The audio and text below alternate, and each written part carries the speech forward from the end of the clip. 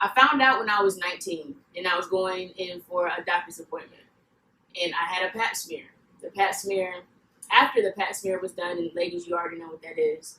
My yearly examination, after that was finished, he asked me, do I want to be tested for everything? And I said, why not go ahead? I have been engaged the year prior and was tested then, but just being responsible, I went in for a test. And not thinking anything of it, and it came back positive. This was after a week after my doctor's appointment that it came up positive. Now, mind you, again, I didn't think anything of it, completely by surprise and shocked. And I had to think back to when I did have unprotected sex with a young man. And when I say that, I bring that up because there's a responsibility when it comes to sex. And at 19, I lost my virginity, but I didn't know the maturity that I had to have when it came to having sex. So I'm laying down with this man, and he decides that he doesn't want to wear a condom. I let that be my decision as well, and it led me to having a positive diagnosis from the basic education that we were given that is sexually transmitted. And it's not always that someone is sexually transmitted. They could be born with it. But that was me getting educated on it and still being educated more and more. I started to study as much as I could. After that, I was on the grind. I was going to Fayetteville State at the time. I had just finished up my freshman year, and I entered into my sophomore year. But to hear that kind of diagnosis, because of the stigma that's on it, immediately I thought I had a death sentence over my head. I thought that I was the biggest burden in my family. I had to tell my mother. I had to tell my boyfriend that I was with at the time when I found out. I told them right after I found out, and they supported me. I started going to I was at another hospital for about 3 days. I was in D.C. at Walter Reed, where they were picking and probing me, and I had to see a psychiatrist. I had to see a list of doctors. I had to get tests ran on me just to see what kind of medication would work for me, what wouldn't work for me. Just being picked and probed. I felt like a guinea pig, just to be honest. When I tell my story, I'm very honest, and I try to make people think. And one, I don't want anybody to fall into my shoes, especially at 19, at any age, 13, 19, 24, 45. I don't want anybody falling into my shoes. But as soon as I started getting educated, and when I was at Fayetteville State, I made it an obligation to be at the computer lab every chance that I could, just to find out the who, where, what, why, and hows on HIV. Because for me, I'm not going to be one of those 20 years on pills. You got me messed up. I'm wanting to know why, and I'm wondering why. It had been almost 30 years at that point, and nobody was really saying anything. There's no cure.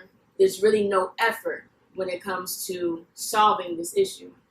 So the more and more I started getting educated, the more I started to find out some things that didn't add up. Now, usually when I started going out and educating, it'd be the basic education of telling someone not to get, not to fall in as far as not having unprotected sex or getting tested or just giving them the basic knowledge. But the more and more I became more passionate about HIV, the more I started to find out just information that just doesn't add up. And when I say that, my message started to form more into an empowerment for women and an empowerment for us, for the most part, because we are the most attacked race when it comes to this. I started working with Alicia Keys, and a lot of people saw me in the newspaper and stuff, and saw Alicia Keys' name, and that kind of blew it for me. But something always told me that wasn't my calling exactly, to be with Alicia Keys, to go around and traveling and be in a documentary with MTV. God knows it was a great experience to get that kind of exposure and to travel and everything. But my calling was a whole lot bigger than what I had imagined. So after I graduated from Fayetteville State, that's when the Alicia Keys came in and the MTV documentary came in.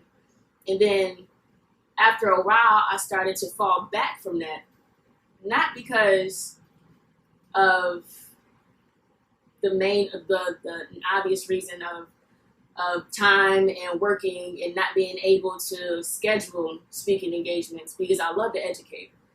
That is one of my callings. I love to educate. But I just started to find out things that, to me, more people need to know or need to start asking questions about.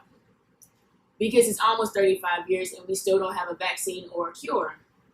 And I'm still in my head trying to figure out why and why there's such a stigma on it. We have been programmed, and this is where my rebel side comes in.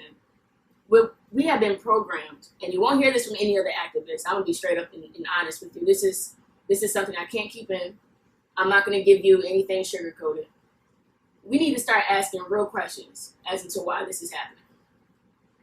We know that the system that we're in, and when I say the system that we're in, we know that one, as far as race has been a big issue now, it's been a huge issue. And as much as we've been lied to about some things, and a lot of things, if not everything that we've ever been taught, just even in schools, we need to start questioning why there is no cure for a lot of health disparities that are out there. And HIV is one of those disparities that we tend to overlook and throw underneath the rug because it has nothing to do with us. We feel as though if it's not a family member, if it's not somebody that we love or somebody that we know, if it's not us ourselves, then we have nothing to do with it. But we have to start making it an issue to us, because as much as they have studied us, and when I say they, I mean the elites that run this country, I mean the specialists, the so-called specialists and doctors that are in these fields, as much as they have studied us to the point where they know how we sleep and how we eat, we need to start studying and being more educated about what it is that they do and about their history, because they have taken our history and destroyed it, period. Anybody who knows what I'm talking about, you know exactly what I'm talking about. So I started to just develop questions, and I would even ask specialists questions. One question I asked a specialist was that why is it that we're not able to have machines or the independence to check our levels at the house? It's been 30-something years. I should have something in advancement besides medication. I'm tired of seeing another pill. I really am. They're treating pills and condoms like it's the cure, but it's not. So I asked the specialist, I asked him, why is it that we're not having the independence like a diabetic to check our levels at the house? This man gets red in the face and tells me that it's more difficult than that. He just blows it off and just is telling me that it's more difficult than that. So I'm like, okay. One, I found out that I love to ruffle feathers. I love to ask questions, and I love to see that somebody is putting up a front with me, because it makes me want to find out even more. I get hungrier when you do that with me. So I'm just going in, still getting information and getting on the computer. I stay diligent in my education. That's one thing. If you have a passion, stay diligent in it. We all have a purpose. We all have a purpose to help people, and I started to find out that this is way bigger than me. After challenging him, challenged another specialist. I asked her about 4 or 5 questions. I asked her, how do you get my numbers? When you go into a doctor's appointment, they check for a CD4 count and your viral load. CD4 count is the count of the white blood cells in your system. And your white blood cells are part of the immune system, and they say that HIV attacks the immune system. And then your viral load is how much of the virus is in your system. And that number you want to keep down. And the CD4 count, your white blood cells, you want to keep up. So I asked her, I said, how do you get my viral load test, my viral load numbers? How long have you been in the field? What made you interested in even getting in the field? And the way that she answered me, and again, I'm not going to sugarcoat anything, the way she answered me was very, very rehearsed. Like she was ready to answer these kind of questions.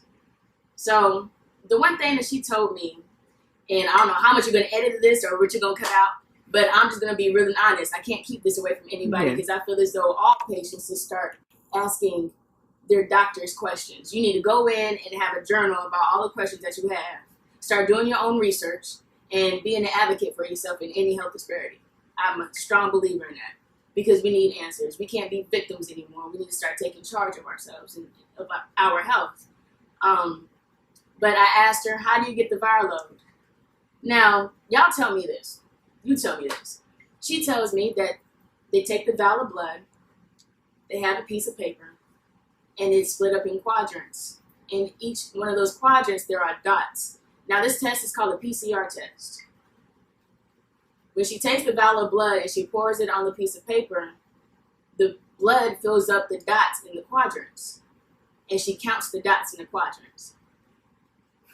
The face that you made is the face that I made, right? That's what I said. What in the world? Right. So it sounds so outdated. This is 2016 when I asked her, and I'm baffled because it really sounds like some 1950s bad blood test. That's exactly what was going through my mind. I'm just like, this isn't right. Something's not right. So I started just getting more and more educated about it, and it made me, and it makes me now still want to be more of an advocate for patients. I want them to go in and be able to ask questions and get those answers.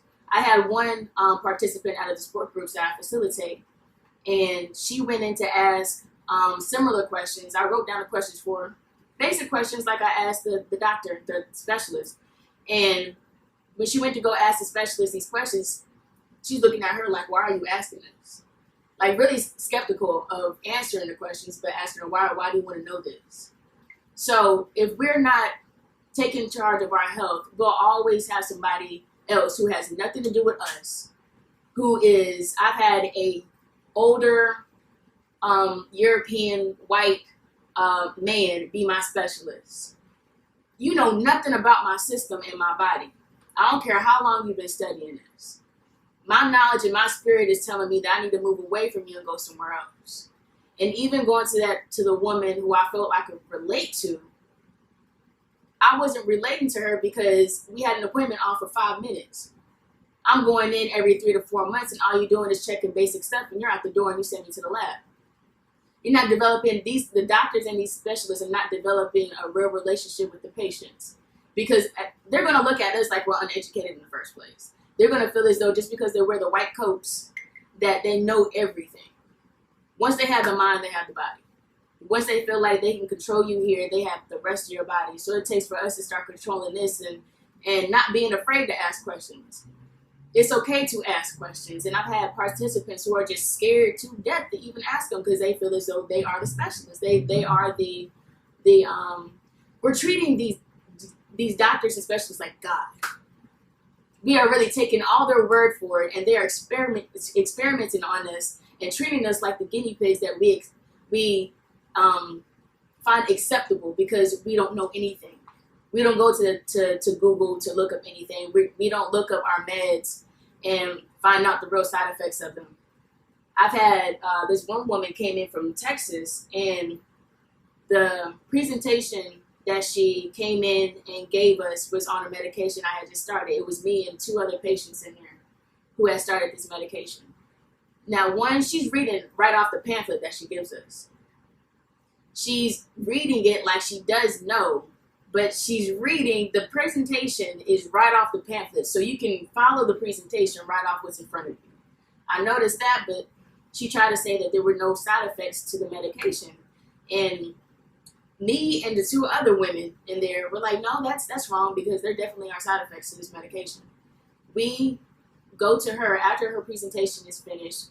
We go to her and we try to tell her there are side effects to this med. It's a 1 pill, because now they're not making it 16 pills. They're dropping it down to 1 pill, but it still has what 16 pills has into that 1 pill. So it's a pretty strong pill. These are considered chemotherapy pills. So they're strong. They're very strong, and they're toxic on your system. Mm-hmm. Your kidneys and your liver are one of the first things to have damage in your system. But we're going to this woman and telling her that there are side effects to this medication. She blatantly just tells us, no, there's not. And we're looking at her like, are you serious? Like, we're all having the same side effects from it. And you're going to sit there and tell us that we don't have any side effects. And then she tells me to take half the pill. That's what I mean, that we have to start asking questions, sticking together when it comes to it, because it can be scary to stand there by yourself. If you have somebody that you trust, ask questions, because it's not hard. They're going to have to answer them. They can't just blow you off, and if they blow you off, that's just disrespect. You need to move on to somebody else. If they treat you like you don't know anything, move somewhere else. If you're not comfortable, don't be afraid to go to someone else. We have got to start speaking up for ourselves. But it just blew me away, the fact that she told me to do all of that, and she is not somebody who's experienced that. These doctors don't know anything about the meds because they're not the ones taking them. They have no idea what happens when we go home, and the medication has side effects as far as emotional instability. Your mood swings are skyrocketing like crazy. My mood swings were off the chain when I first started the medication. And then dealing with the fact that you have this stigma on you and you don't want to tell anybody about your status because you feel like everybody's just going to shut you out, or you're not going to be able to date. You're not going to be able to date anymore. That was one of the things that were running through my mind when I was first told this, was all of the things that I thought I lost. A relationship, even my future altogether, I thought I lost. Because again, we're going back to the history of this, and we saw how people were treated. We saw how the death rate was when this first came about in 1981 in the CDC weekly reports. When they started mentioning AIDS for the first time in 1984, when there was an announcement about it, and from there, it's been, let me tell you, it's been $2.6 billion and still no answers. Just like cancer, the cancer field. They're making a profit off of us. It's an industry right now. So what I want more people to do is, like I said, to start taking charge, but you can only do that. One, you got to get rid of the fear. You got to get rid of the fear. And I want to reach young girls and women before you have to take the test. The young men before you have to take a test. Don't lead yourself to be scared to even think that I have to get tested. Don't put yourself in that predicament, because you're going to be one of the ones to come up positive for a test, and you'll be on pills for the rest of your life if you allow yourself to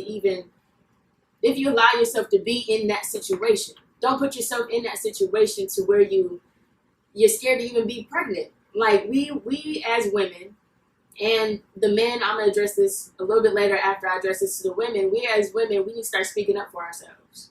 When it came to that man who took off the counter while I was having sex with him, I should have spoke up and said something, because it wasn't just about the virus. It was about my respect that I lost that night. Straight up. And I don't regret anything. I don't regret anything, because everything has taught me something. Everything that I've ever been through has been a life lesson, and it's only been a lesson because I've applied it. Now, we can learn stuff, but if you keep doing the same stuff, you're not learning anything. Take your experience and your story and share that with somebody. But if you haven't had a story like mine, don't fall into the situation to where you do. Please don't. Think about the things that you are doing. Think about the respect that you have for yourself. These young girls need to learn what self-esteem is. I didn't have any self-esteem. My brothers had left. My dad had left. And those three were my rock. I had two older brothers. I have two older brothers, and my pops. I'm a daddy's girl. My mother was there telling me what it was, but she wasn't teaching me what it was. It's a total difference. Don't tell your child to do as I say and not as I do.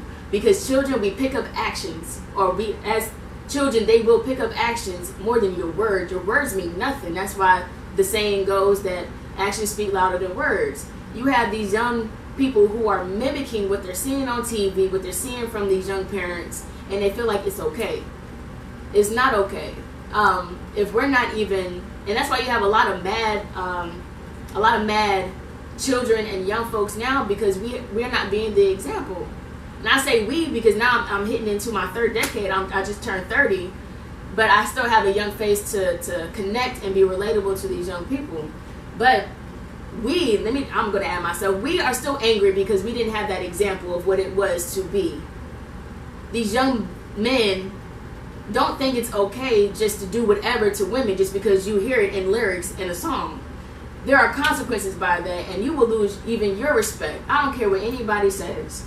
Slow it down when it comes to sex. It's natural. Your hormones are going to be popping, but there's also self-discipline and self-control that we have got to start learning. There is a level of respect and that self-esteem that we have to start establishing in ourselves, to say that it's okay to be different. It's okay to be smart. Not everybody has to be a rapper or a model, or you have to be on Facebook just to catch attention. The first attention that you need to get is for yourself. loving yourself is a process. It is a deep process that a lot of people in their 40s and 50s don't even know how to do. And that's why they're out here just doing whatever. I'm not here to judge nobody by no means. But from my own experience, going back to my own life, at 19, I didn't have that self-esteem that I wish I had. And I'm only now wanting to reach and get to that 19-year-old or that 15-year-old or even that 10-year-old now. It's getting younger and younger, and it's scary. And everybody's making it okay, and we're only going to go down here from there if we allow this, if we allow our young people, because they are our future.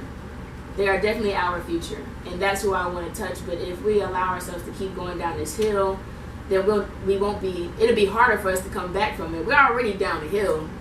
We have some of the smartest and brightest people in our communities, but we are not cultivating them. We are not allowing them to have their light and to shine. They're afraid to step out because there is an ignorance when it comes to being educated. There's an ignorance when it comes to anything that has to deal with higher learning. We don't believe in that.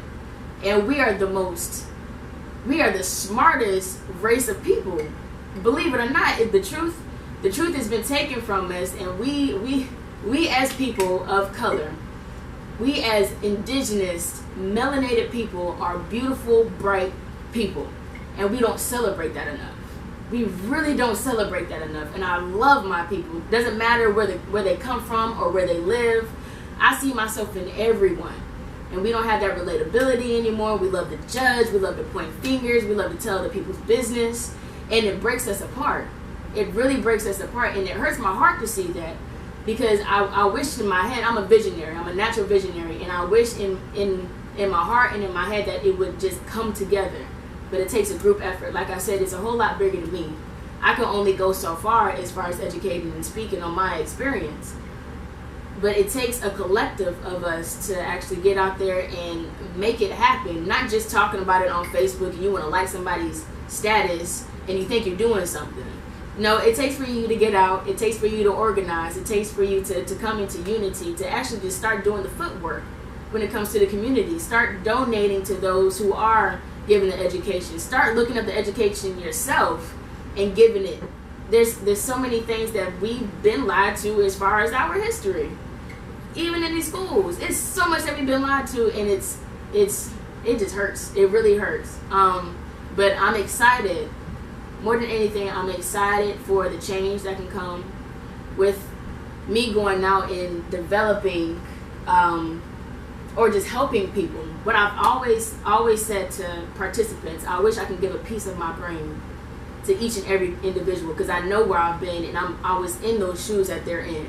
And I wish I can give a piece of my brain to each and every individual that I've ever met, whether it is that they're in my support groups or I see them on the street corner with a sign in their hand, to say that you're more than capable. Creator makes no mistakes.